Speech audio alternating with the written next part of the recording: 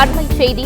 பாஜக கூட்டணியில் தெலுங்கு தேசம், ஐக்கிய ஜனதா தளம் கட்சிகள் குறிப்பிட்ட இலாக்காக்களை கேட்டு பெறுவதில் முனைப்பு காண்பித்து வருவதாக தகவல் வெளியாகியிருக்கிறது. இதுகுறித்த முழு விவரங்களையும் தருகிறார் நிர்வாக ஆசிரியர் மகாலிங்கம். வணக்கம் மகாலிங்கம் சார், இது குறித்த முழு விவரங்களையும் பதிவு பண்ணலாம்.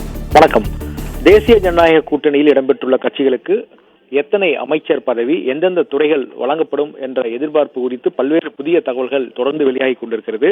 மத்தியில் ஆட்சி அமைக்க 272 எம்பிக்கள் தேவை என்ற நிலையில் பாஜக 240 இடங்களில் மட்டுமே வெற்றி பெற்றிருக்கிறது. எனவே பாஜக தலைமையிலான தேசிய ஜனநாயக கூட்டணி மொத்தம் 292 இடங்களில் தற்பொழுது வெற்றி பெற்றிருக்கிறது. எனவே தற்பொழுது பாஜக கூட்டணி ஆட்சி அமைக்க தொடர்ந்து முயற்சிகளை மேற்கொண்டு வருகிறார்கள். தெலுங்கு தேசம் மற்றும் ஐக்கிய ஜனதா தளம் கட்சியினுடைய ஆதரவு கட்டாயமாக தேவை என்ற சூழல் எழுந்திருக்கிறது.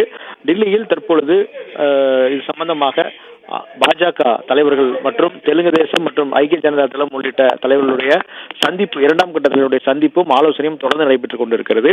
அதில் தேசிய ஜனநாயக கூட்டணியில் அமைச்சரவையில் மக்களவை தலைவர் மற்றும் 5 அமைச்சர் பதவிகளையும், ஊரக மற்றும் நகர் வளர்ச்சித்துறை, கப்பல் மற்றும் துறைமுகம், சாலை மற்றும் நெடுஞ்சாலைத்துறை, நீர்வளத்துறை ஆகிய இலாக்காக்களை சந்திரபாபு நாயுடு கட்சி தொடர்ந்து கேட்டு வலியுறுத்தி வருவதாகவும் தகவல் வெளியாகிருக்கிறது. அதே போல ஐக்கிய ஜனதா தளம் சார்பில் ஊரக வளர்ச்சித்துறை, பாதுகாப்புத்துறை, ரயில்வே மற்றும் வேளாண் துறைகளை தொடர்ந்து நிதிஷ்குமாரும் கேட்டு வருவதாக தகவல் வெளியாகிருக்கிறது.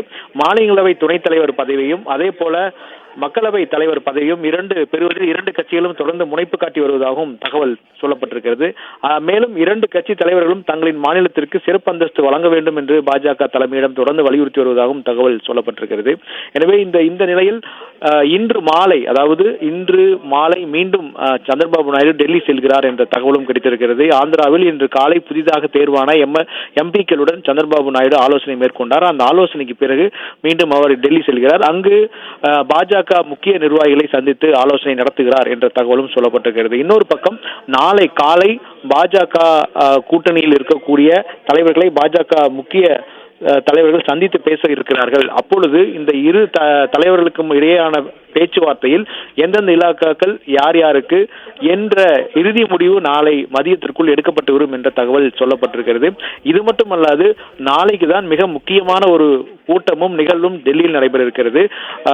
பழைய பாராளுமன்ற மைய கட்டடத்தில் நாளை தேசிய ஜனநாயக கூட்டணி எம்பிக்கள் கூட்டமும் நடைபெற இருக்கிறது. இந்த எம்பிக்கள் கூட்டத்தில் தான் புதிதாக அமைய உள்ள அரசிற்கு தங்களது ஆதரவை தருகிறோம் என்று படிவங்களில் அந்த எம்பிக்கள் கையெழுத்து போட இருக்கிறார்கள்.